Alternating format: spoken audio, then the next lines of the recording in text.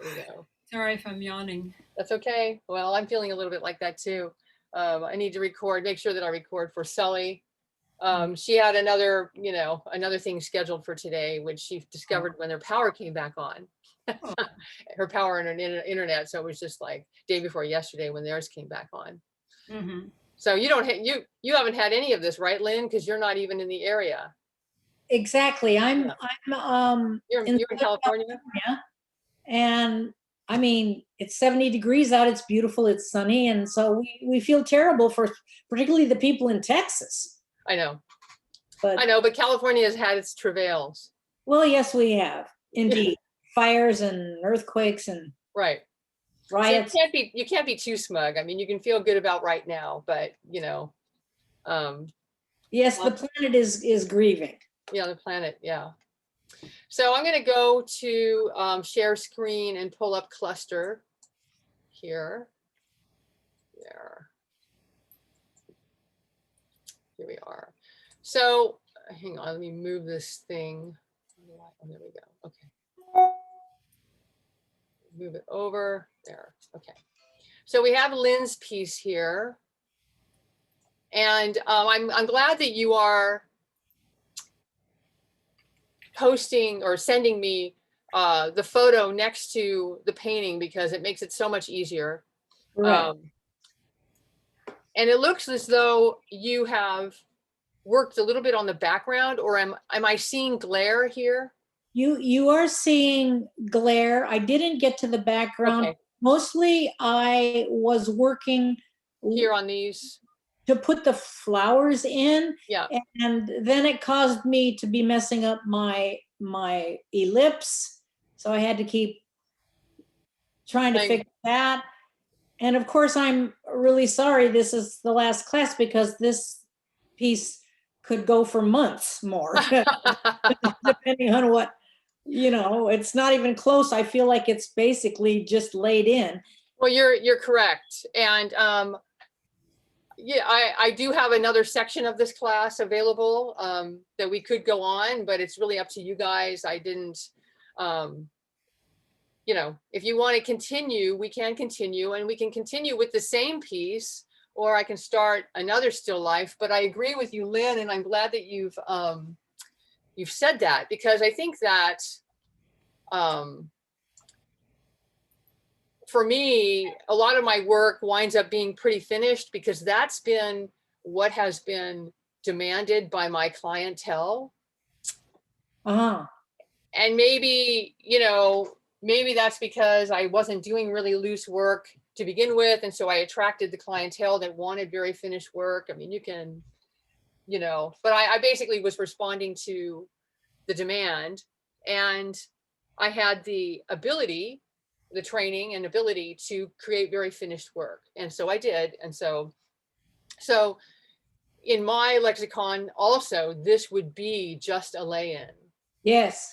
I'm aware of that now that I've been watching and listening to you for some weeks. And right. So I see that the apple is completely, it's kind of popping out, right? It looks like it's yeah, the shape is wrong. It needs to be grayed down. The detail's not there. The pot itself is lacking the sensual roundness, and it needs to be, feels like it needs to be a little wider. A little bit. I think that you can let some of that slide. It really, you do get to make decisions, right? So even if you take this to a greater degree of finish, you can decide whether you want to change the width of the pot, right, to be completely accurate. You're right, okay? And because we can really see this because we have the photo printout next to your piece. Right. But a person who isn't seeing this printout would not know that the pot is wider. And so, yeah. But so the question would be, as a learning exercise, I'd want to get it as close as possible to the photo. Okay. Not necessarily just have somebody look at it randomly and say, oh, well, gee, that's nice. Right. So I agree. I mean, so there's the learning exercise where you might make all the changes because you want to get the shape exactly right and the shape of the apple exactly right. you know, but in the longer term, you do get to make decisions, and I do make those decisions. I decide what to sweat and what to not sweat. Okay, as the artist. And your ellipse is doing a lot better than my ellipse. I was noticing on my painting that my ellipse isn't looking that great, but I'm not going to sweat it today because I want to focus on other stuff today when I do my demo. So, but I'm glad you brought this up, because I think that, again, with the influence of alla prima being the fashionable way to paint, most people don't have maybe the temperament or the inclination to consider this to be just a lay-in. They would consider this to be the finished painting. So, but you can, like my piece, I've just started my piece. And Yeah. of course, I'm doing these demos, they're not very long. And so I've only spent maybe I've spent 4 hours on the painting. So that's not really very much time, and I would always be spending a lot more. So aside from the size of the pot, you know, I'm going to let you make that decision, but your handle is now popping forward. Can you see how it's popping forward here? Yes. Because of the value of the handle. So you can push that back, and that's going to help you create the form here with the shadow, because right now you have the shadow here, but the handle is popping forward. So that's thwarting your efforts to create form. So I agree that your apple, like I said before, your shadow isn't dark enough. Yes. And that's why this apple is, like, if I squint at it, it looks, but this little bit of value, the whole apple reads sort of as an entire shape, instead of seeing the change in value where the shadow is. And the thing is that happens when you are stepping down your values. If I do a lay-in, things will be lighter because I'm making judgments at that time, and then maybe I make the wrong judgment and I have to change things later. And that's basically what's happened to you. That happens to me all the time. So you're going to darken the shadow, and that is going to place this apple more definitely into this composition here. And then, and yeah, your shape, okay, again, you can make changes if you want to, but you're the only one. If the viewer is not seeing this photo, then they don't know that the apple is more of a squatty shape. But I do agree that, I like the squatty shape, right? Oh, So I want to point out, now this being a photograph, you're going to see much more when you look at something in real life. And so, but I've already talked about that. You're working from the photo. Just point out the difference in value here. So this area of light here, where the light is hitting, I think over here you really have reflected light from the pot. So the light is hitting the pot and reflecting back right here. So this isn't quite as bright as this. It's more subdued.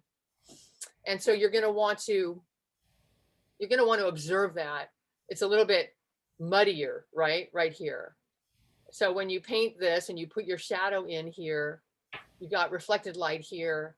And so you want to observe that. And then, your light areas are, obviously you've got the brightest, reddest area right here.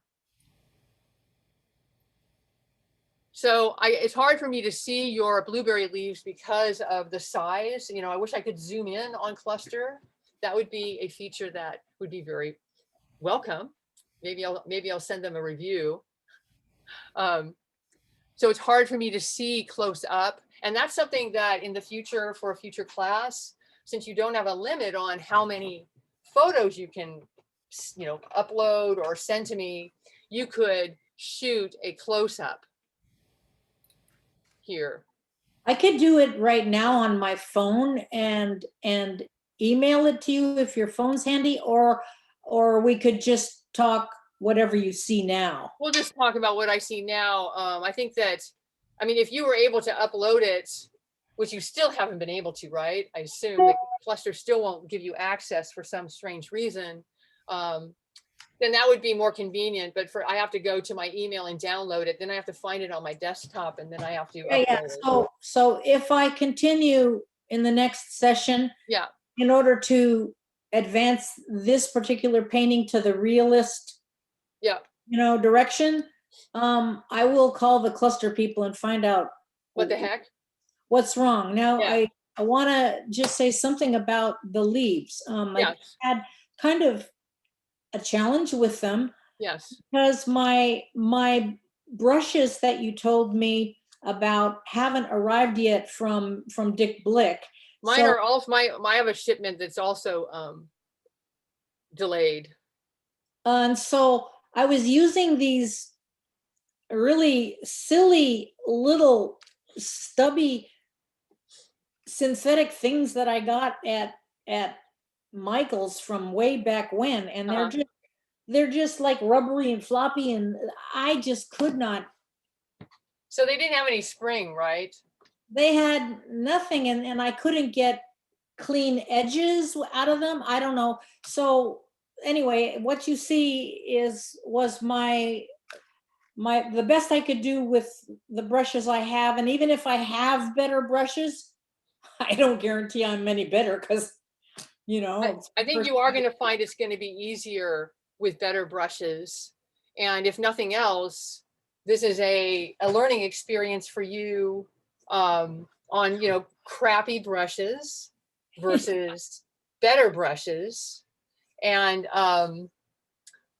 you might have had, I don't know whether your brushes were natural bristle, a natural fiber, but I remember having like squirrel brushes. They're like a squirrel. They're really soft and they're limp, and they're like painting with a wet fish because they're just so limp. Yeah, that's what they're not even they're like synthetic. Uh-huh. But you would laugh. So Yeah. anyway. Maybe not. Maybe I wouldn't laugh because I've certainly been there. Oh. So, so will get your brushes maybe this next week, we would hope, right? And then, we're all having delays. I thought that my shipment was supposed to come 2 days ago and it still hasn't come. And then you will, be able to experiment with those brushes. And you will find, like, when a brush is new, for instance, when you have a flat or a bright, which is the squared off brushes. Yes. When they're new, they have just such a nice edge, and you can make nice edges with them. But as they get worn, which they do, it doesn't seem to matter how kind I am to them. They wear. And so, so then as that time goes on, they don't hold that edge as well. And so you have to start, you start to rotate brushes. You'll get new brushes for the things that for the edges and the details that you need to make. And then you'll use your more worn brushes for more punishing duties, such as, if you need to scrub an area, right? Then you use your worn brush. Or if you need to put in larger areas, you use your worn brush. So, God, I wish I could see more. It seems to me that you are getting these shapes. This one's a little confusing because of the cast shadow. And looking at my painting, I felt similarly. This is a situation where I thought I would paint out the cast shadow. I painted it in that video. And then later on when I saw it, I thought, that's just really hard to read. It's hard for the viewer to tell what it is. And so I thought, on my piece, I'm going to paint out the cast shadow. So I like how you've observed these shapes here. And you have areas that are further back and areas that are coming forward. It's hard for me to see edges. Oh yeah, well. Right now, with being more distant in this photo.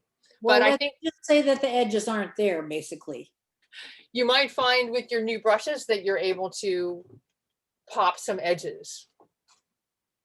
So, you know, I like this leaf. I feel as though this leaf looks three-dimensional and is coming forward. And here in this level of zoom, let's put it that way, of zooming in, it looks like you have a forward edge here, right?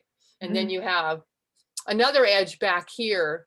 And my advice would be, if you haven't done this already, to make this sharper and this softer, so that you use your sharpness to come forward. This shape here, I think, is probably not. I see that you basically bent it so that you could stay within the frame, I think, here. Oh, actually, that wasn't intentional. It looked like that was the shape, kind of a I don't know. It does have a slight concave here, but it's straighter. But Yeah, you know, yeah. I'm seeing like you basically don't have as much space on this canvas as there is here. So you're accommodating that. And you know, you can also take out a leaf. And so if you feel that this is getting too close to the edge, so if you, like I taught when we talked about Rita's piece, her pear piece, you want to plan in the future when you're doing your masterpieces that are going to be framed. You want to plan that you have a 1/4 inch for the frame. The frame will overlap a 1/4 inch. So your frame on this piece would overlap the tip of this leaf. And you have to decide if that's something you want compositionally. So that's the point I'm making, is that you might even paint this leaf out, and you would still have a nice composition. You'd have this kind of rolling motion here, and then it would come over here, and then you would have dark space in here. So that's an option. That's a decision you can make. Okay, I'm going to move on. Okay, thank you. Sure. All right, so here's Sully's piece, and I told Sully that I would talk about her piece, but it's a little difficult. And next time, Sully, when you watch this video, upload your photo again, so that we can look at the photo without scrolling so far, because the photo is basically way down in the lineup here, because I looked, and it's not really very easy to access it. So I would say with Sully's piece that, and I don't know whether Sully has been, I know she's been playing with this color, and I like this color down here pretty well. I don't know if you've lightened and darkened this. We have several versions of this. I might see if I can find the latest. There it is. And it seems to me on this that these values are darker and have more impact than on this version. So I'm wondering if you've lightened up the values here, Sully, or if this is a whole new piece. I'm not sure. So I would say that you've lightened your values up on these cups too far. They're too light and they lack impact. I think you're starting to get impact here, but you might play around with this shape and make it less uniform, so that it doesn't look just like a lighter stripe, or it might need to be closer in value to this core value. So you might need to have closer values, or you might need to have a slower transition here, something that makes it look less stripy. And I like the color down here of the tablecloth. And I think you changed the shadows here. So I'm wondering if this is a new piece or just a change. And I would say with the roses, similar to what I'm doing on my piece with the blueberry leaves, you've paid a lot of attention to the shapes and the negative spaces, which is good. And now I would start paying attention to what is in front of what. So pulling forward, using my tools to pull forward what's forward and pushing back what is behind. And also play around with these stems, because the stems can be quite elegant if you carve into them a little bit. Like this one actually is probably your most elegant stem. So you can play around with the elegance of these lines and what is coming forward here. So for instance, this leaf, I think is attached to this stem, but it's got a tangency here where it could also be attached to this stem. And so making it clear where you lighten slightly this area of the leaf up against this stem that's coming forward with this bud, and you push this leaf back basically and pull forward this stem that's coming forward, and you say to the viewer, this is in front of that. I'd like to see more of that in these rows, in these dried up roses. So, and that's going to make this more interesting. So right now it's basically, it's a noton. It's a dark and light pattern of negative space versus your leaves and stems.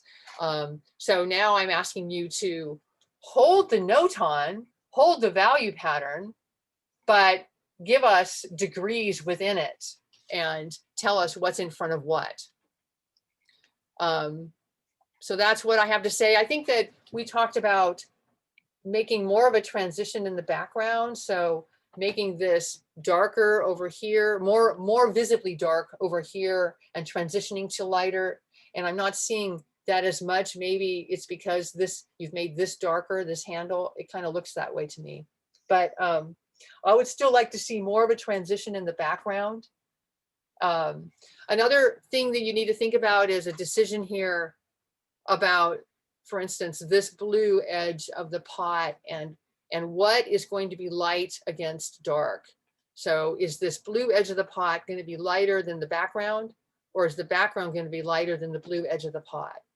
Things like that you need to think about. You've already thought about it here. You've got a little bit of light up against the edge of this cup. So you need to think about that here too. And you might need to make this more decisively dark against the lighter background here on this jug. That would make more sense because the handle is dark also. All right, so that's what I've said about that. Moving on to, okay, this is your last one, right? Is it, this isn't your new one, is it, Lynn? I This was no, probably from last week. I did a little more work on it. Yeah. Oh, you did a little more work on it. So you basically posted 2. Yeah, because for when I thought the class was Monday, I posted that. And then Right. between Monday and today, I did a little more work. Right. Okay. So now we have Rita's pairs.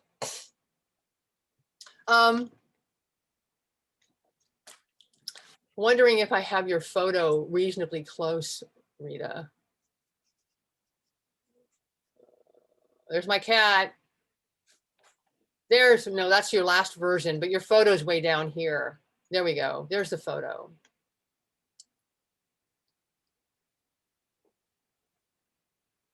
So if you can post your photo closer to your newer version, are you able to do that now?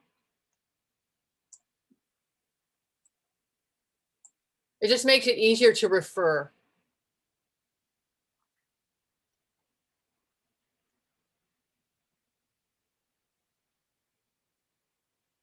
There we are.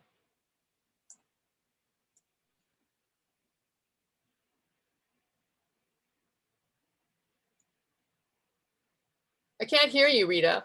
Are you talking?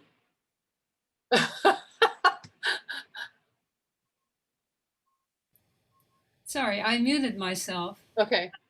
in case sometimes my computer dings and I just don't want it to disrupt. So I have to find the photo. Okay. Because Give me- that's going to make it easier, because we're at the point with your piece that it's about subtleties. Yeah. I'm also at the point where I'm not sure exactly how to move forward. So Right. And I want to be able to give you something. And it's yeah. going to help me to be able to see the painting.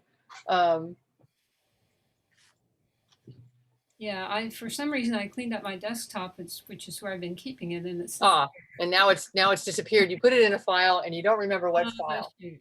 Yeah. Oh, wait, I have a folder for your class. Oh, there. good. Yeah. So if you're able to repost this image and then post the photo so that I have them close together. Well, I have to Photoshop it to do that, so that will You, take. well, no, if you just post one and then post the other, then I can scroll up and down. Okay. Let's see. But if they're closer, then that makes it easier. Yeah. Okay. Let me find the. Jeez. So while you're doing that, I'm going to go down to my pieces. Oh, I have your piece here too again. Okay. And then there's Sully's. There's my piece. And there's the whole painting. And we had to have the cat photo. Right? Because, you know, so this is what we had. And then we had this. So you can see that I have the bad habit of painting in a lighter value than what I'm seeing. And I tend to paint more neutral because I tend to glaze, right? And then you can see here, Lynn, that my ellipse is pretty crappy. All right. I just want to point that out. But today I'm going to be pushing darks. The reason I like to do this in a painting that's going to take layers is because it allows me then, I can get this painting down. This is the lay-in, right? I can get this painting down. Then I can decide what I want to darken and lighten and what I want to lose. So I can decide what edges I want to lose and what edges I want to retain. And so that's what I'm going to be doing today somewhat. Normally I would be working on this background and putting in some indication of drapery. But I don't want to, but since this is our last class in this section, I want to move on with playing around more with this in terms of what I'm going to pull forward and what I'm going to push back, what edges I'm going to lose.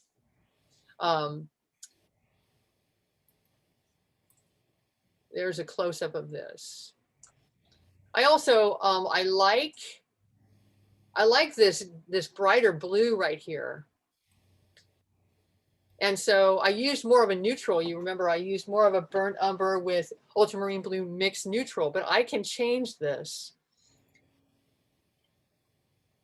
But I don't think that I'd want to make all of this bright blue. I would want to have area, bright blue, which indicates the drapery, but not an entire background of solid light blue. So I'm going to be playing around with that today.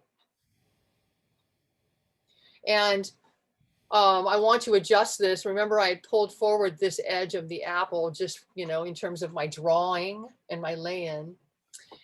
And so I want to soften this because this edge is coming forward. It's a little too, it's catching my eye a little too much, and I want to soften that.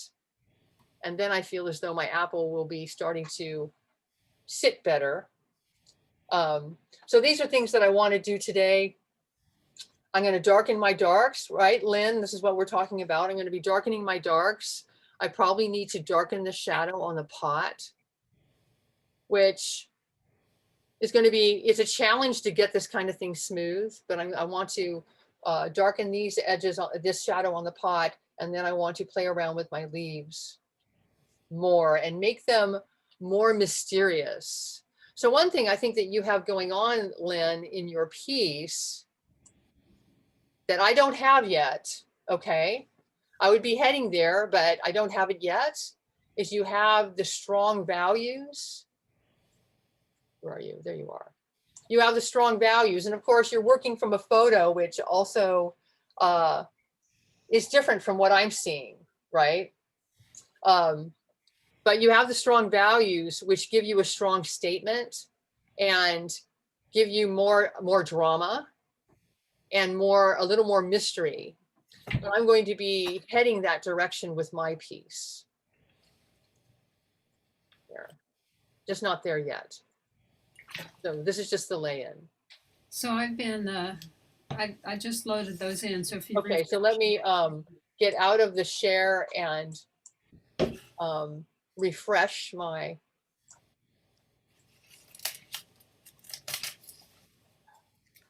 There we go.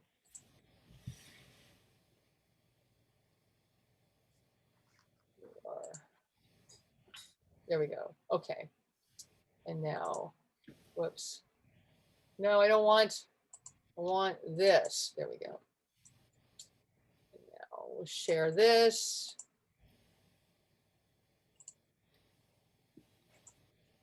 There we go. All right. That's going to be easier now for me to talk about this. Yeah. Okay. All right. So what?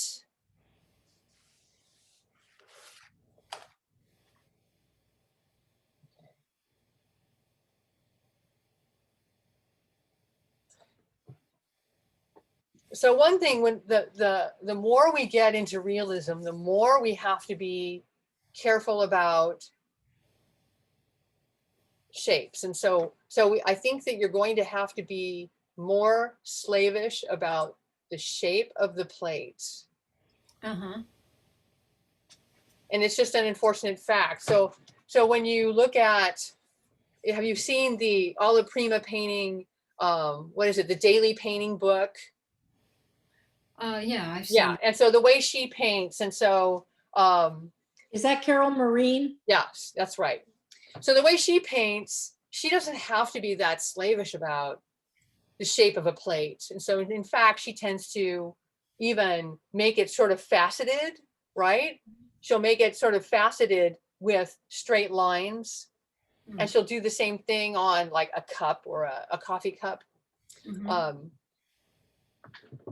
Do you know what I'm talking about around the shape that she makes? So she'll take a round shape and she'll just sort of make these faceted lines. Right. So it's right. suggested but not drawn in. That's right. And that's just part of the loose painting thing. And this is another thing that I mean, you can get away with that when you're painting really loosely and painterly. And that is something that I think people love about painting loose. Mm-hmm. And I found that, you know, I might have a lay-in that I really like that has a certain swishy quality to it. Mm-hmm. And then as I tighten it up, that doesn't work anymore. Mm-hmm. So I have to get more exact about a shape like this round plate.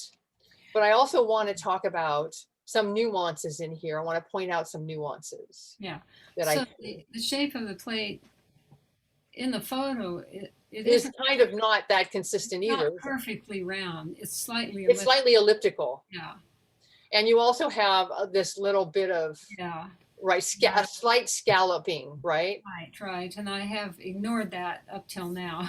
So you sort of screwed yourself, you know. You think? Because with the black background, I should be able to. No, it's just going to be a little work. Yeah. It's going to be a little work. Like I screwed myself with my blueberry leaves. You know, I put these blueberry leaves in there and I went, oh, now I have to paint them. So, so I wanted to point out that like you have, like this shadow comes here and it's really, the edges here, but it's really grayed out. Yeah. And subtle. Right. And so on your piece. It's more sharp, yeah. And so you want to observe that subtlety. Yeah. And I'm looking at your pears because I really like the shapes of these pears. I like the shapes of the shadows. Mm-hmm. But there's something missing in here, some subtleties that are missing in here. Yeah, I can see that there's something missing. Let's see. So for instance, let's look at this pear right here.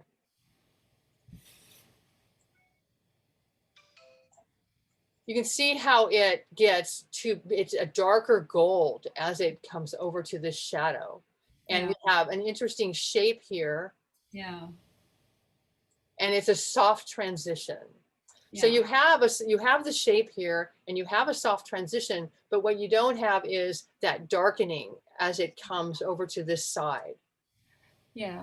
So I'm having trouble, that sort of combination of green and gold. I'm having trouble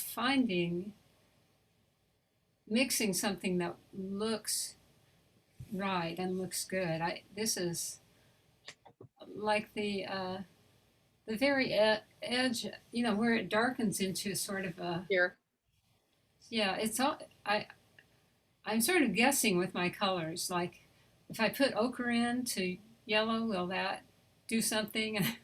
I think that ochre, I think that you're making a combination of burnt umber, ultramarine blue, and you're going to be adding a yellow in, and an ochre might work fine.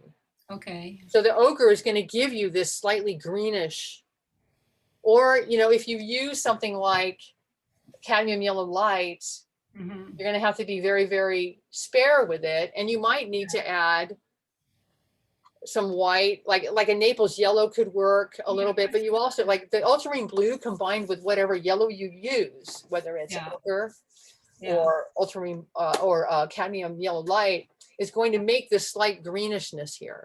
Okay. Yeah. I don't know if I think actually I was trying to use Windsor green. Oh, see, and Windsor green is super powerful. Yeah. Well, it was looking really dull, so Yeah. I dabbed a little Windsor green into the Naples yellow, and then tried to warm it up with some Cadmium yellow, cadmium orange or something. no, just a little bit of alizarin crimson. So I mean, I'm really kind of like, I think the alizarin crimson is too cool. yeah, it's pretty You cool. would be Yeah. warming it up with a cadmium type. Yeah. Like that's more orangey. So Okay. whether it's cadmium, a little cadmium red or cadmium orange, but I think that Windsor green is probably might be where you're not having the results you want. Okay. Now, so in getting these, it's hard for me. I mean, what I'd like to do is sit down with your photo and paint a demo and mix the color. Yeah. Right? That's what I'd like to do, because the way I mix color would be is somewhat intuitive. Yeah. Right? And so so I think that for a green like this, for instance, these greens here and here, I would probably be using a Viridian, which is similar to Windsor green, Oh yeah. but Yeah. not as powerful. Yeah. And I would be mixing with a Viridian and cadmium orange and cadmium yellow light and dulling it with some burnt umber probably, or whatever I need to, burnt umber and ultramarine blue, right, to get the more muted qualities of these colors. But over here, this, I think that I really want to mix these colors, Yeah. It's hard for me to tell you in words. Yeah. It's hard for me to tell you in words.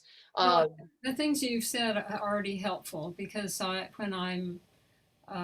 when things don't go well, I start adding more color instead of trying to work, like with your usual palette. Yes. I'll paint with it, and I'll go back and look, and it will, once it's dry, it has become much more dull. And so I realize I don't have a very exact color sense. The only way I can learn it is to mix paints and put them on and see That's right. how it looks. That is the only way you can learn it. Yeah, but I also want to point out, though, that you have some really dark values here. So you have this black, but you also, look how dark this is. yeah. So this is about the same value as this background. It's a little warmer, right? It's got a little bit more, a little slight bit of warmth to it. Kind of like like a burnt umber. So if we go down here, you don't have that value represented here. Oh. And you're at the point where you're going to start to put those values in. Yeah. Because that's now one of the punches you need. So if you put this dark value in, then you're going to see how light you have this. Yeah. Yeah. See, so, and then you have to darken that. Yeah. So not only is it light, but you actually have, this is kind of bronzy, right? Yeah, it is. And so it might take a little bit of warmth, like a little bit of cadmium or some kind of red to get that feeling. But what's missing in your pear is the transition from this more yellowy green So it gets darker, darker, darker, darker, and then we have that soft transition to this dark. And then here you have a slight core shadow. Right. And a soft transition, and you actually have a dark area, right, that extends out to here. Yeah, right. So paying attention to all those nuances is what, I mean, you have the simple subject and you have to pay attention to the nuances because that's what's interesting. Yeah, right. And I would say similarly, look how dark your values are here. You've got this core shadow. Yeah. It's super dark like that. And yeah. And interestingly, now let's look at your piece. You've made the edge of the pear dark against a lighter cast shadow. Let's look at this. Okay, so what you really have is a darker cast shadow here, a little bit of reflected light, and a core shadow here that comes up and it transitions to being a dark edge right there against light. So you have, this is what I was going to talk about when I bought these geometric solids and I painted them white. And I thought I'd teach a class on light, right?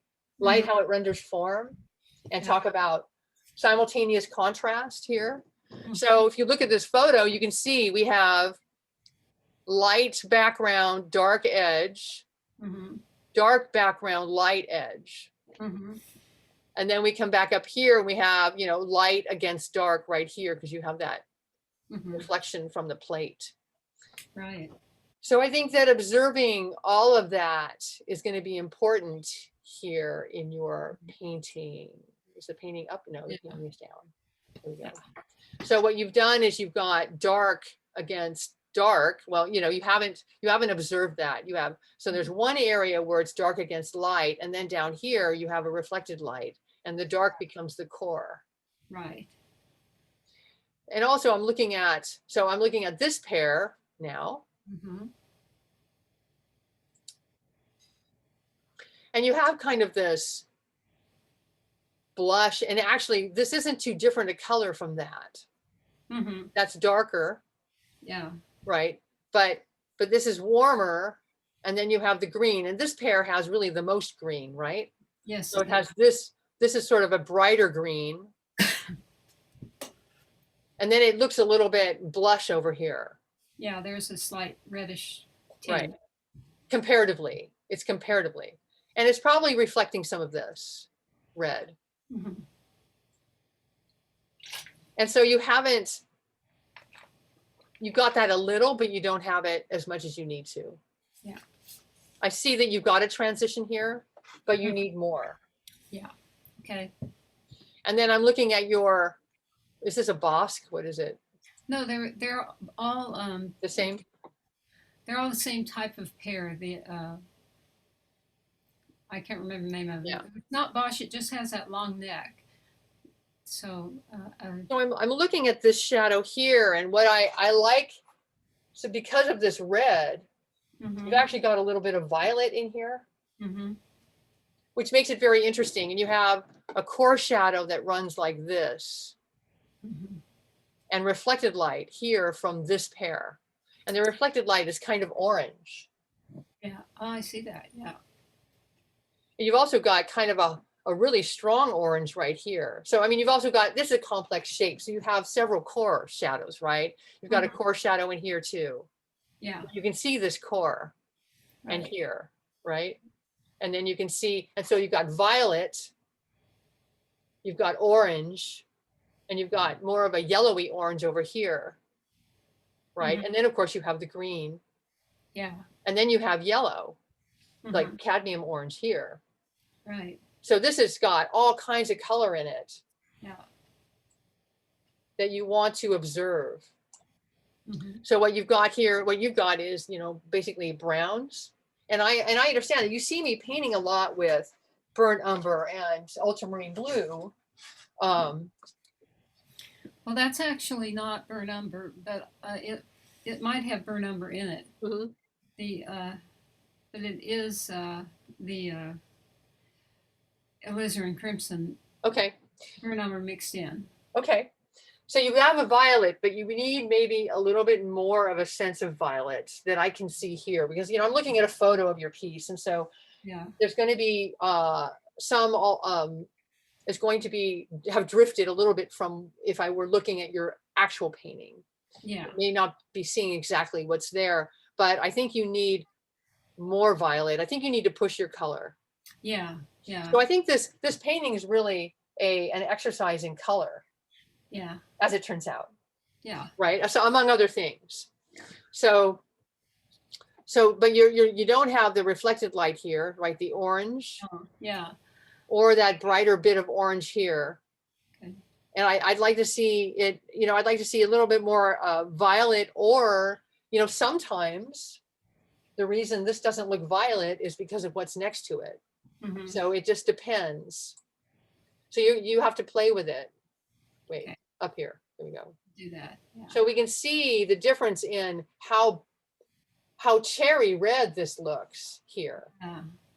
So this actually would be a mixture. You know, you do have some alizarin crimson in here, maybe with a little bit of white, that to make that kind of cherry pink. Mm-hmm. I would probably mix alizarin with cadmium to make this. Yeah. Because you don't have this color at all. No, that is alizarin with cadmium, but it looks oranger. Right. Yeah. In the photo, it looks oranger. Yeah. And this is where you make a choice, because if you're using a limited palette, you guys understand the idea that if you go out into your paint cabinet, which I have drawers full of paint from years of this, and you pull out quinacridone red, crimson, so that you can create this pink color, then you're not going to have that color in any other parts of your painting unless you put that on your palette to begin with and you use it. Then you might have it elsewhere in your painting. So the problem with going and getting a tube of color out of your cabinet that hasn't been on your palette is that if you suddenly put it in here, it could look very alien. Yeah. So trying to create these relationships from what you have on your palette, there's a valid reason for that. Yeah. But sometimes there is a time when you go to your cabinet and you get out your quinacridone magenta or whatever you're going to pick, so that you can make this pink. If you don't feel like you can make it from what you have on your palette, which if it's like mine, you have alizarin crimson and you have cadmium red. Mm-hmm. So that's something for you to experiment with too. Okay. Yeah. I don't know if you have a pile of paints like I have a pile of paints. Oh, I have a whole drawer full of reds and a whole drawer full of purples, and you know what? I hardly ever dip into it anymore. But that's a question for you to answer here. Do you want to bring in another red? Yeah, I sort of do. I don't have a lot of reds, and I don't have any quinacridone. Quinacridone. I'm just pulling that out of my head. No, I don't know whether that would be the right thing. I'm liking the quinacridone a lot in watercolor because they mix so well and they're transparent enough that nothing goes opaque if you put them in. So I might get a tube. I'll just see. I think I should work with what I have now and learn the cadmium red better. Right. So sometimes it's a matter of seeing, like, here's some cadmium orange, right, with a little bit of red, like making a mixture. And what are you putting next to? You're putting things next to each other. So maybe if you have cadmium red and a little bit of white, you figure out if you can create this color in here. Yeah. Right. And or if you can create something that's close to it. So sometimes it's about not matching the color to the photo, but trying to get the relationship of this violet here to this red. Yeah. So it doesn't have to be spot on. Right. I mean, even the photo is a little bit wrong. Right. It makes the reds redder. It misses the purples and right. Flattens. So what you're seeing, are you looking at this in real life at all? No, I just took I took it in strong light. Those pears there, Bartlett's, they don't last very long. So Right. I didn't want to paint rotting pears. I Yeah. want to paint pears, but so anyway, and I specifically, there's things about this that are similar to portraiture, and that there's these gradations of color that are going on that are forcing me to use the cadmiums and white and the others to learn the paint better. So Right. I'm really liking this because the other one that I'm working on, the interior from the Caribbean, that one it's just large areas of color where there's subtle shifts, but it's not that subtle. And so this Right. is really this is really instructive. So the thing about painting a simple subject in still life is that you have to find, so is it, what is it that's going to make it interesting? Yeah. And a lot of times, whatever you find interesting is what you're going to paint, and then that's going to make it interesting to other people. So your powers of observation.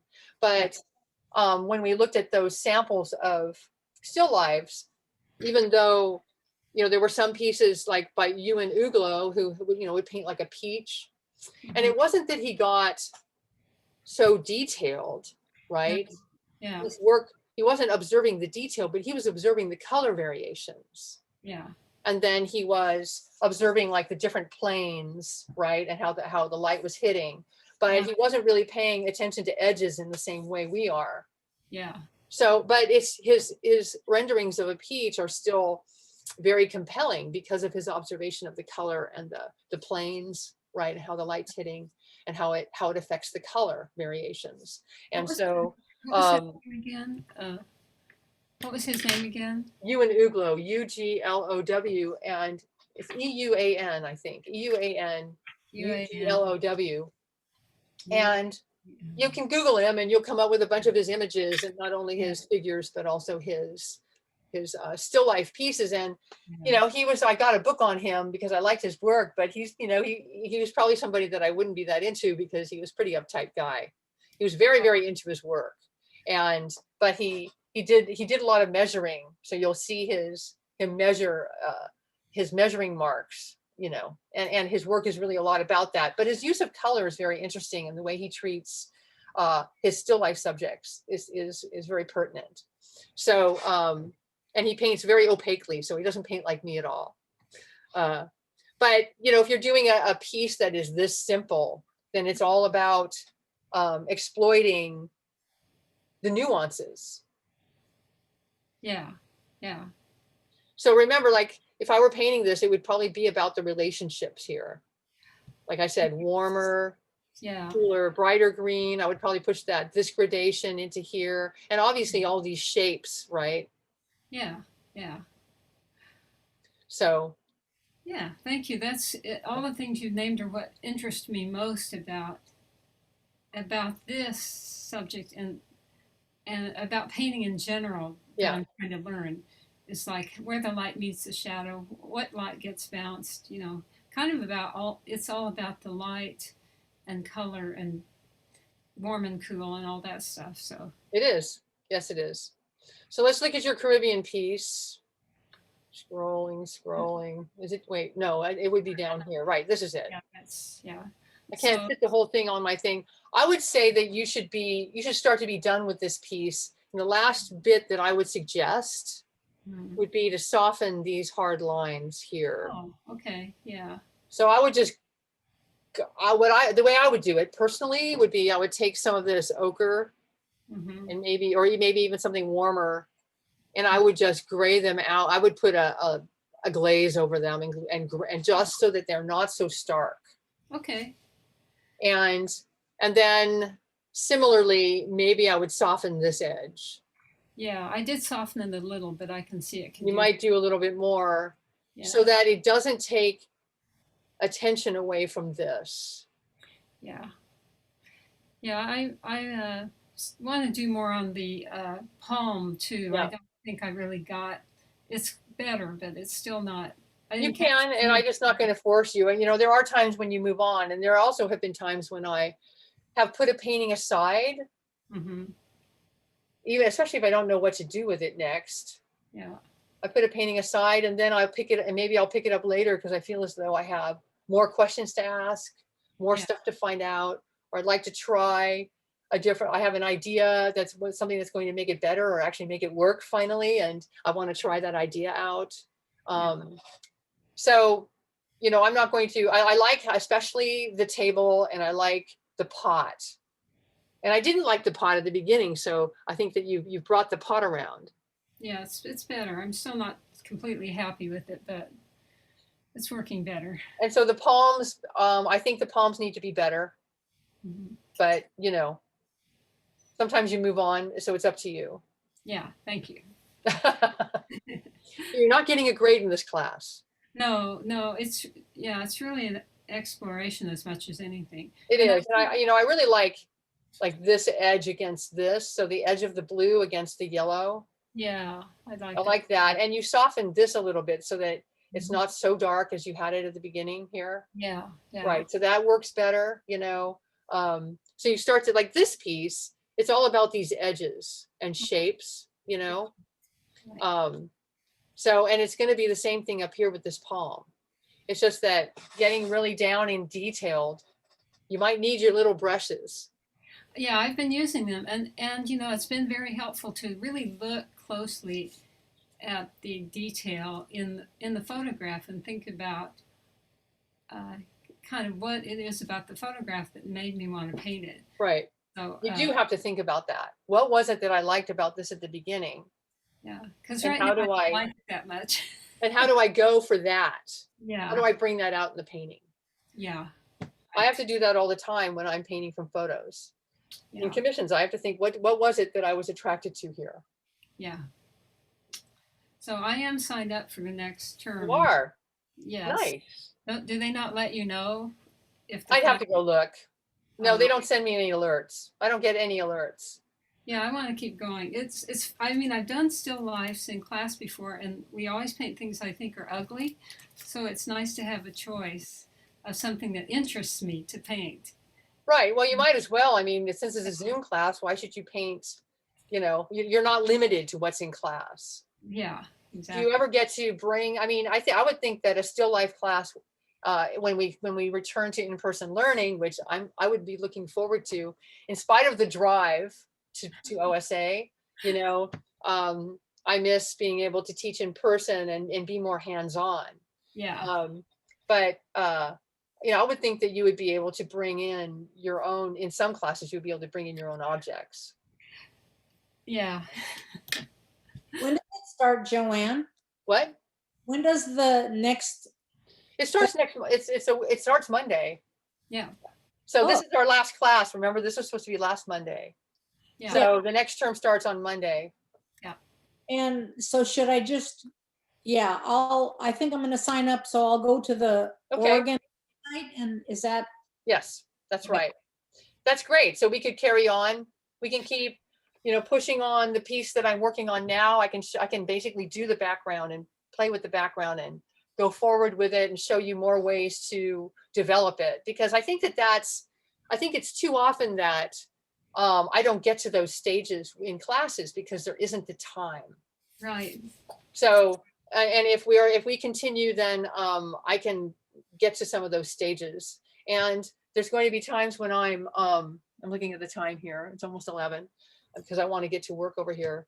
There's going to be times when I don't know what I'm going to do, and I have to try a few things to see what direction to go.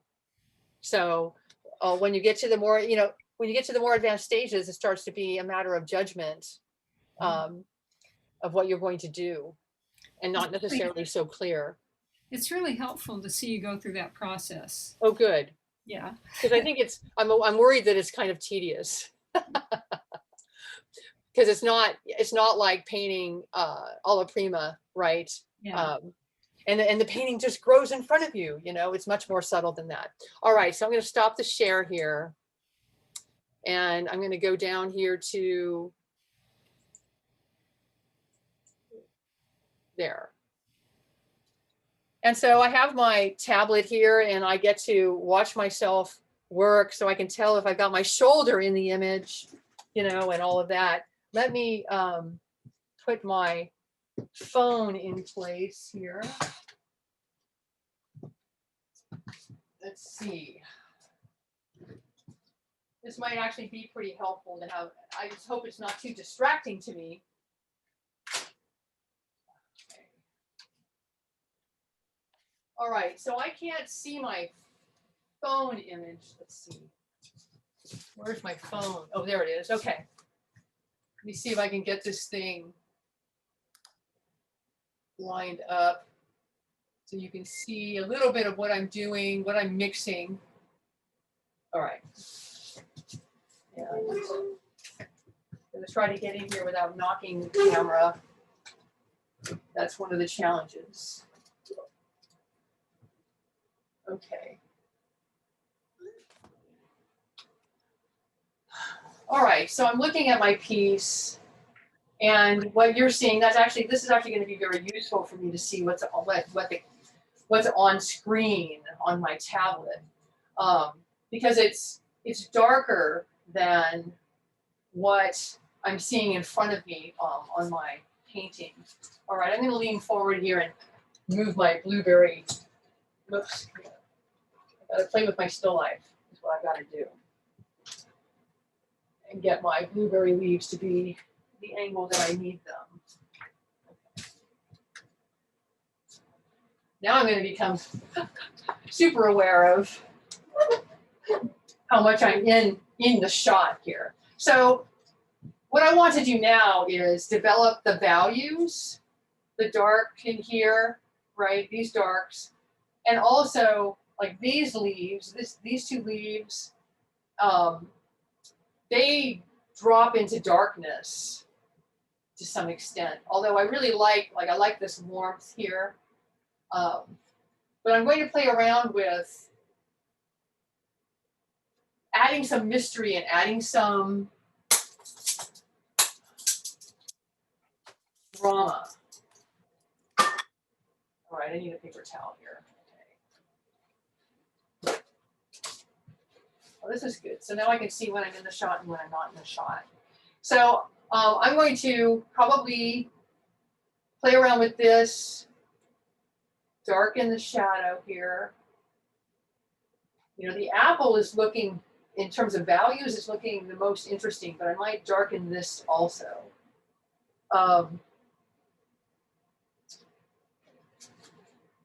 Let's see. What do I want to do here? Where do I want to start?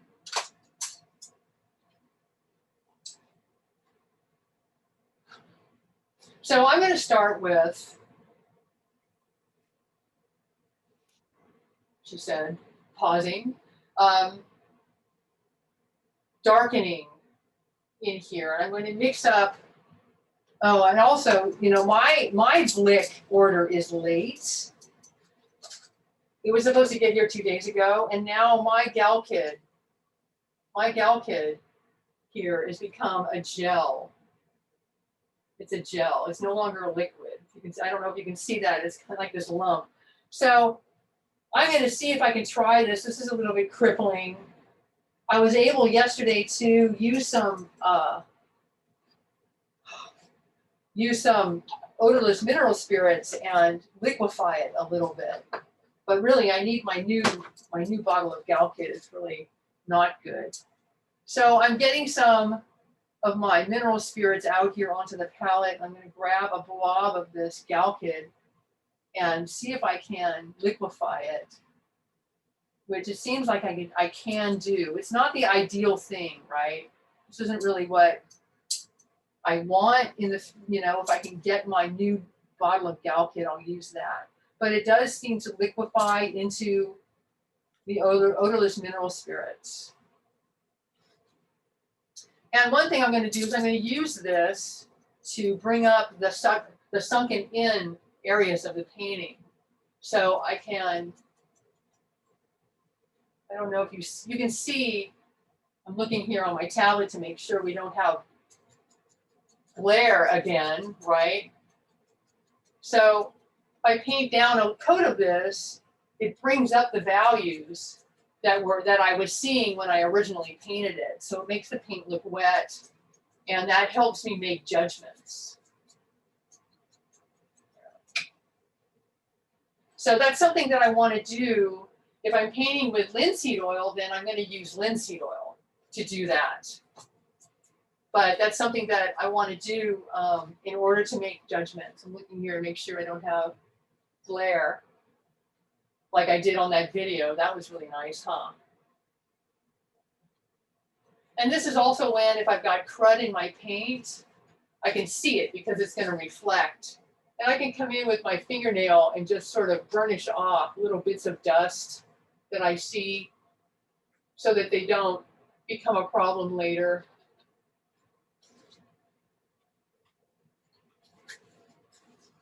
All right. Now my blue drape in reality is very blue, and I don't know whether that's what I want to, whether I want to have it be as blue as it is. But I definitely want it to be darker so that I can pop out these lights. So I'm going to mix up, I've got some ultramarine blue here. Looking at my palette, okay, you can see that, that's good. And I need to dull this a little bit. I don't want it to be too bright. So this is some burnt umber here, and I'm kind of, I want to control my mixture. So I've put my burnt umber next to my ultramarine blue, and I've worked a lot of the burnt umber off of my brush so I don't have so much. There. So let's see, you know, I just like you guys. So I can see here, you can see here if I come across this leaf. Oh, I'm going to zoom in. What am I doing? Hang on. Let me zoom into this because you guys can't really see. Let's see. Might have to zoom in here.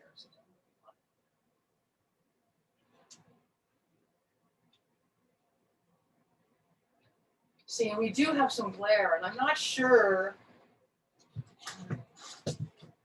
So it's good that I can see the glare.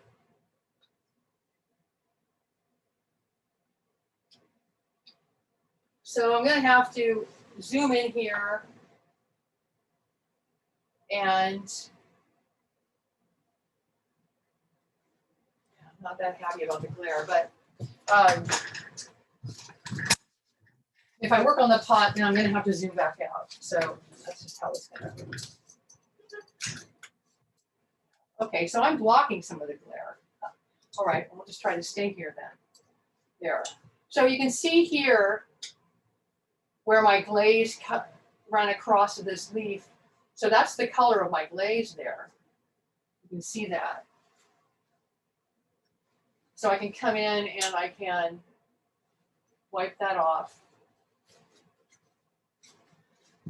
And I'd sort of like a glaze with more punch. So I'm going to add more ultramarine blue to my mix and pull in some more of this burnt umber to dull it. Then I can come in here, looking at the, that's really distracting. I'm gonna have to work on that. So now you can see that I've got a little bit more punch to my glaze. It's got more, it's not as transparent. And so then I can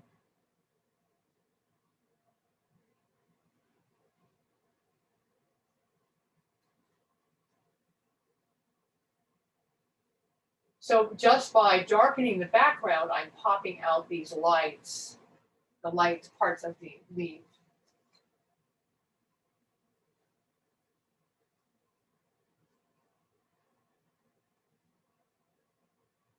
And it'll make things more luminous. Now, my question now is, do I want all the leaves to look like they're cut out against the background, or do I want to have some of the leaves be, well, I want to use this glaze to darken some of the leaves. So I'm going over these two leaves with this glaze. So this is the advantage of glazing. I had a previous painting, right? I had detail in here. And I want to retain that detail, you know, these edges and even these relationships. We've got a warm spot there and cooler down here.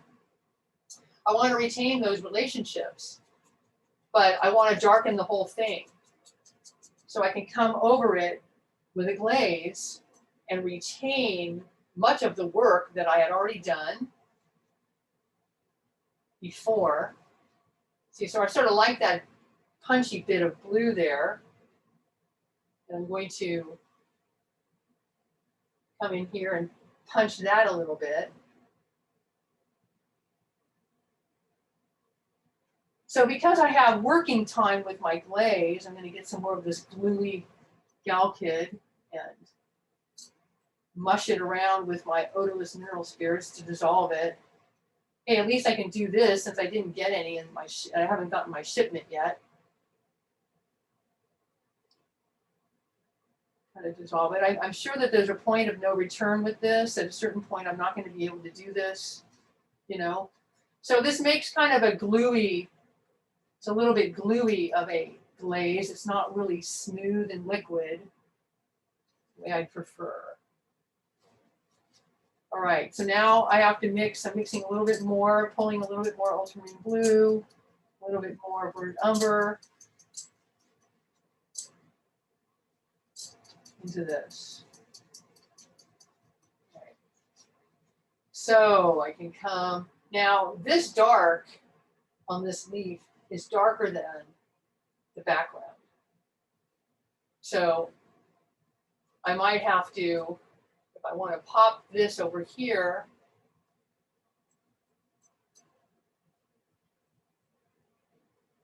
okay, my tablet's very helpful. I can see what's working and what's not working. So that's pretty darn helpful. That was a good move. So then I can also come in here and I can punch this dark. And I'm just going in and using this glaze that I already have. And I can punch this dark.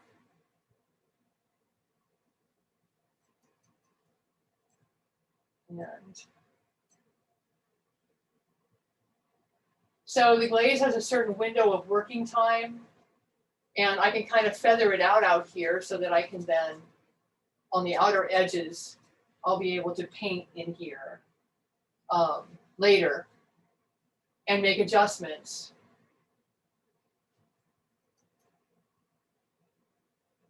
When your Galkid gets old, you don't have as much working time. So that's something to keep in mind, that it's going to change. And I have a newer jar of Galkid.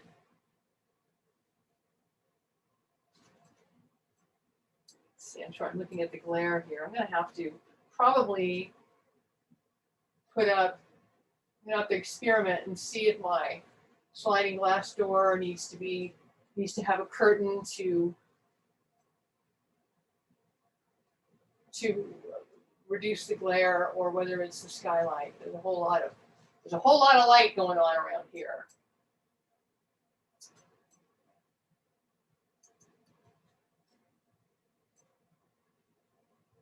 So by darkening all of this, I can pop out colors, make these reds glow more. There, I just put a little bit more pigment into my glaze. So I can put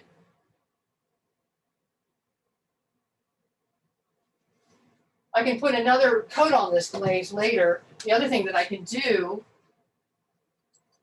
is I can make this glaze into more of an opaque. So I'm mixing up a thicker glaze of ultramarine blue and burnt umber.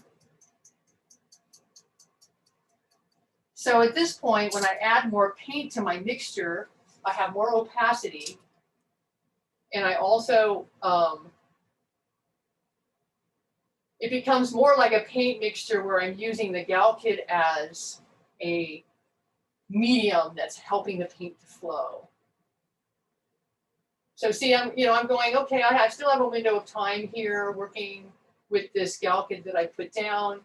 I can add more value in here, more punch. Let's see, you can see, yeah, I'm gonna have to do something about the glare.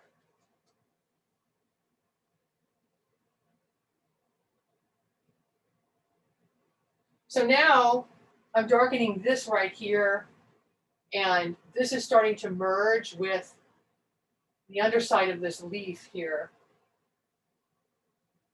And I want that. I'm like, that's fine, because we can actually see that the underside of the leaf is there, but as the artist, I'm saying, I'm going to join this underside of the leaf with this background. And I can come over here and I can decide, even though I observe that the background is lighter than this shadow, I can go, well, for design's sake and because I'm the artist, I'm deciding that I'm going to merge this shadow with the background.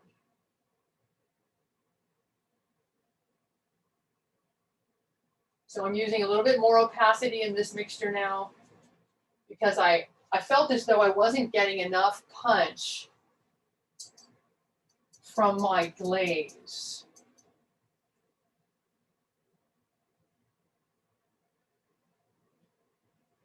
But what I can do now is that I can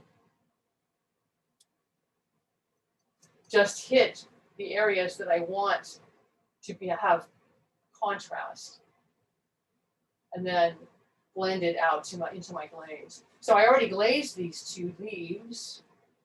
And I'm going, should I hit them with a little bit more?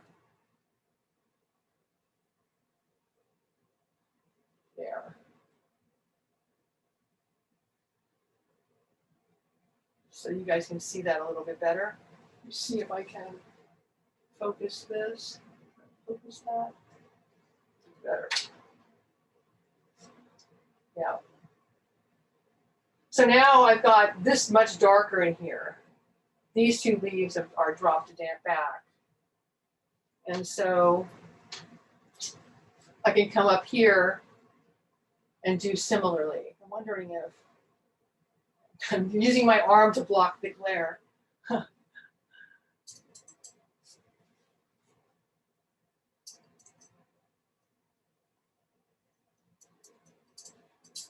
So today, right now, at this moment, I'm only using burnt umber and ultramarine blue, largely because that's what my background is comprised of.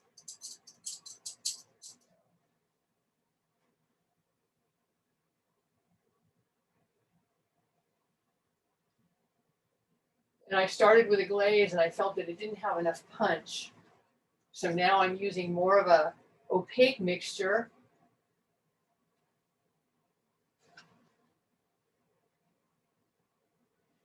And if I come over some of my previous painting that I don't want to, I can come in with a brush and pick up the glaze, remove the glaze, basically.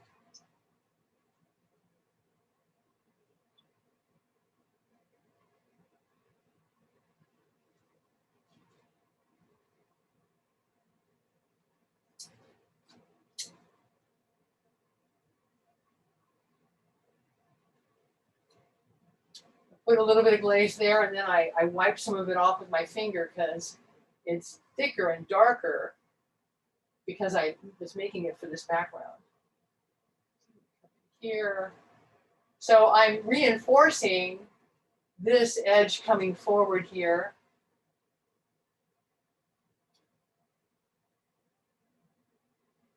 There. And I can merge this whole background into the shadow underneath the lip of the jug. There.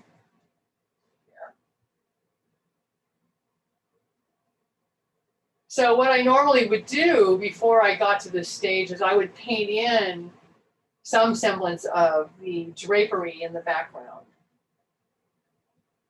which I haven't done because I really wanted to get to this point and show you how you can use Galkid to glaze, but then you can also use it to make your paint flow, and that those two things are not always different things. Sometimes they're the same, you know, I'm using it all in the same session of painting. So,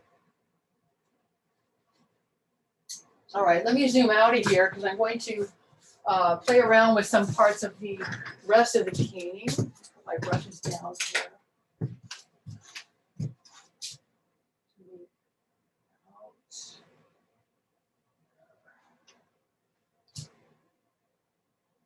So now you can see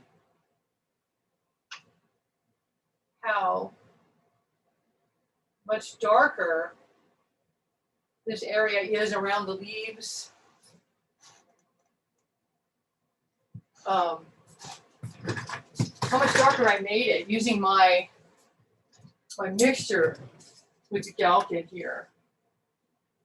I'm using my arm so that you can see. The camera is distorting it a little bit. It looks darker on camera than it does in real life. So you've got more of a change that you guys are seeing. So because I have used my paint into the glaze, right? So I made a thicker glaze. I added more paint into my glaze, so I turned it more into paint using Galkid as a medium. So I could, if I want to, I can add white to this to make it more opaque and smooth out areas if I want to. So if I feel like I've got too much texture in an area from the glaze, I can come in with added just a little bit of white in here. And then I can blend.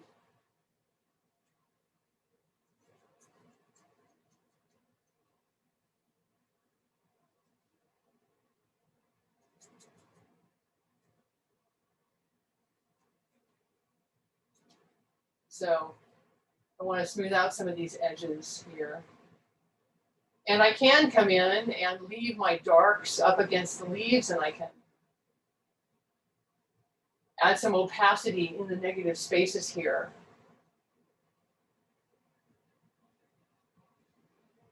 But right now, my main point for doing this is so that I can come in later, put in some of the drapery in the background without dealing with a hard edge around this area that I glazed. So I want to make it easier for myself in the future, prepare the ground for me to come in and do some more work back here. And I'm still working into a wet glaze. I have this layer of Galkid with paint. I have that earlier layer of glaze that I worked into. So I'm still working into the same wet glaze. There, all right. So now I can come in, I'm gonna rinse my brush out here, just a second.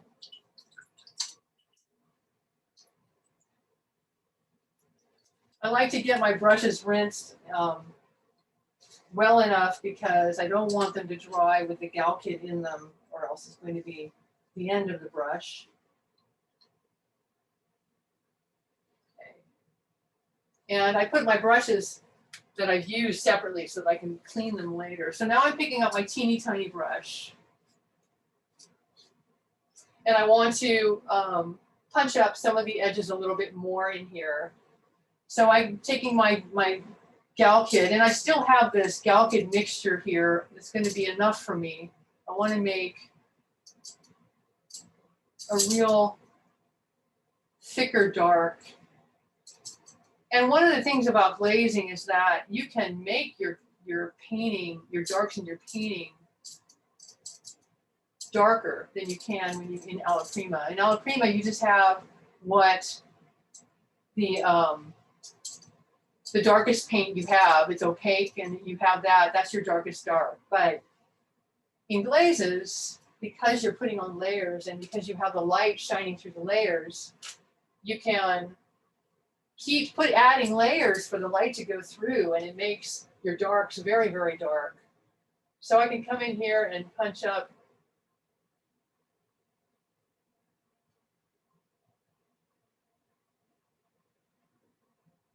the edges that I want to come forward. So I made this mixture of ultramarine blue and burnt umber. And I still have to fix this ellipse. So the ellipse is all funky, but I'm not worrying about it at the moment. I made this mixture of burnt umber and ultramarine blue, and I added a little bit of alizarin crimson just to add more of a transparent dark. So I keep getting darker, even though I already darkened this shadow on the leaf.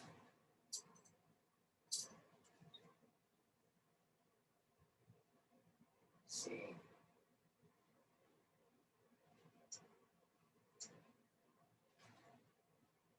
Punching out this edge of this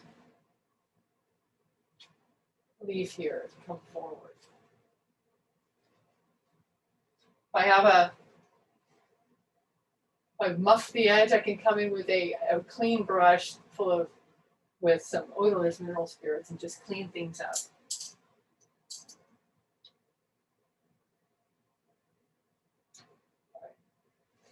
So I said that, and I'm going to do a little bit more in here, but I want to come down here and make this upper edge of this apple a little less apparent, I either have to do that, or I have to make this side of the apple more popped out. So it's a decision, right? And I can try both just for the academic exercise of it. So because we are working over dry paint, I can do something and then undo it for the most part. And if it doesn't work, I go, oh, well, that didn't work, so I'm going to take that off. So I can come in here and I can darken this edge and see if I like it. So I'm looking at this. This is this magenta, and if I want to make it darker, I can still use some of the glaze that I've been using and add some, alizarin. I've got a pile of alizarin here, and alizarin is powerful. And I'm picking up some cadmium red here.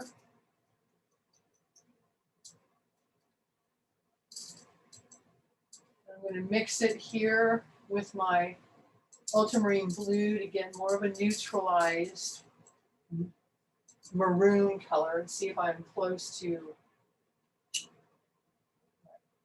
So I could come in here and pop out this edge of the apple. And I can, because I'm working over dry paint, I can come in with a paper towel or a brush and blend this out so it's not such a dark line. I really just want the edge. So I'm putting paint on and then I'm taking paint back off. So this equalizes this a little bit.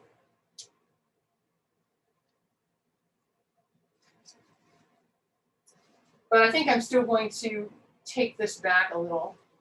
And I'm going to use, what am I going to do? I have several ways I can do this. I'm mixing up kind of a violet here from my blue and my alizarin, and I've added a little bit of white to it. So let's see if I need this. That's not quite effective enough. I'm adding a little bit more white to my purpley mixture. So I'm using it transparently. I have Galkid in this mixture. I'm using it transparently to make this edge less apparent.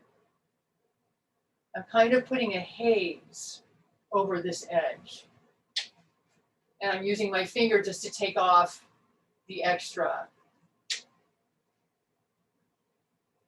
So I can put more down. I think I want more. Just makes this edge a little less apparent. And I do want to allow the viewer to escape from this shape. And so I want to have some edges where I break the outline. Using a little bit of cadmium with some white to make an opaque red.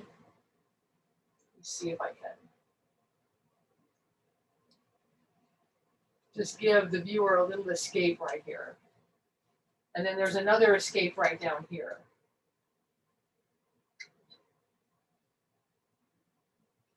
So by now my apple has been kept in the refrigerator in a bag, and it's starting to be, it doesn't really look wizened, but it's starting to get a little bit wrinkly. I can feel it when I pick it up that it might be a little spongy. So I want to make this a little bit, make this darker, this shadow. I'd like to make this apple a little more vivid. So I've picked up my alizarin crimson mixture here. I'm going to start there. But what I'm also seeing is stronger reds.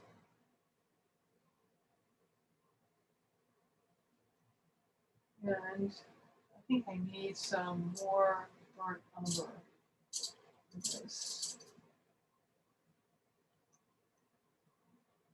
So you can see how dark that is right there. I'm going to blend it out with my finger a little bit. So in working over this dry paint, I'm putting down some medium, basically, you know, a liquid area of a mixture that has medium in it, and then I can work into that mixture. And I can use my finger or the brush to blend into the dry paint. So I'm going to pick up, let's see, do I have another, if I have another flap, there it is. I want to pop some of these reds a little bit more, because I'm seeing that in my apple. So my brightest red is the cadmium red. That's my most tomato-y, brightest red. And I can mix it with some alizarin to get basically a cross between the two, which is what I've done here. And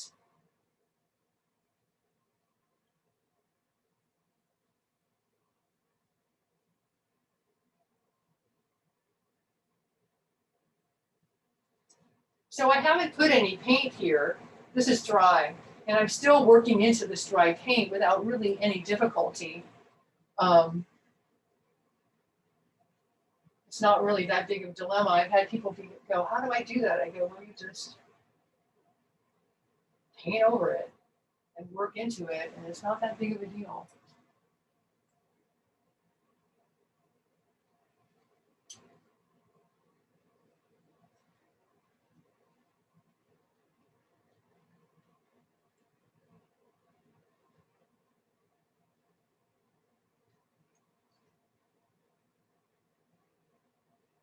So I'm punching up the color in this apple. It has reflected light on here, but it also has this green, kind of a yellow patch here that we're seeing as well. So let's see, I'm going to bring some of this red over here. And there's also red down here where we have the reflected light. And this reflected light right at the bottom is too, it's really too light. I'm going to see if I can focus in on this for you guys.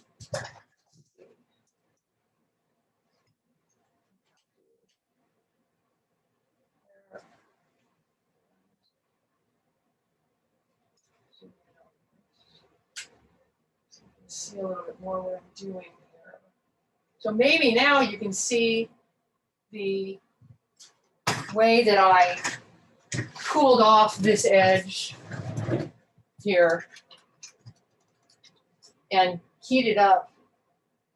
And I have to say this is a little distorted what you're seeing because it's at an angle. So I've added red in here and here. You can see I put a little bit of dark, a little bit of alizarin crimson right there. And I brought the red up here. Let's see. I want to just this. So this is a little bit what you're going to be doing, Rita. You're going to be observing the relationships between the subtleties of those pairs. What's more red? What is more yellow? And what I was saying is that I've got a little too much reflected light down here.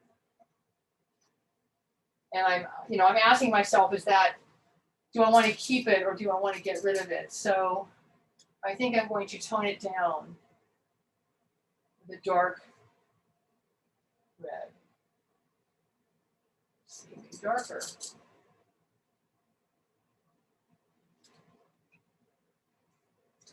So that's better. So now my apple doesn't feel as cut out to me because I have this more subtle transition down here. I want to work a little bit on this area. And then I'm going to have to call it quits. Let's see.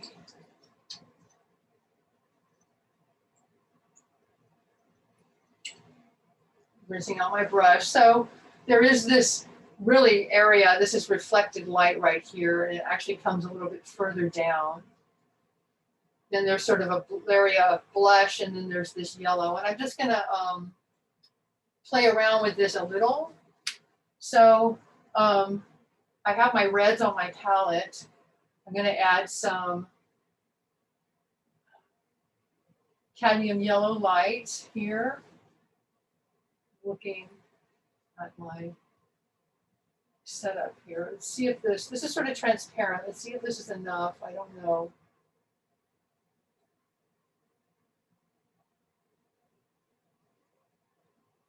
Comes down here. And then there's a transition down in here that I need to deal with. I'm looking at my setup and I'm seeing it's sort of a dark, muddy red. And I might need some burnt umber here for that. Let's see. Because it's basically reflecting the shadow now down here. So what you need to remember too, if you're working in layers like this, is that you can always do something. And if you're not sure you like it, you just wait till the next day and look at it. And if you don't like it, then you fix it. And sometimes, there are times when fixing it involves kind of a long, drawn out process, but it generally can be fixed. So I find that the advantages of being able to look at something over the course of days and meditate on it to some extent are a really big help. So this yellow in here would be, there's some brighter bits, and we've got the stem and some details in there that I'm going to have to do on another day. So that is the demo for today. Let's see. I'm going to clean out my brushes a little bit here. I was going to leave them there.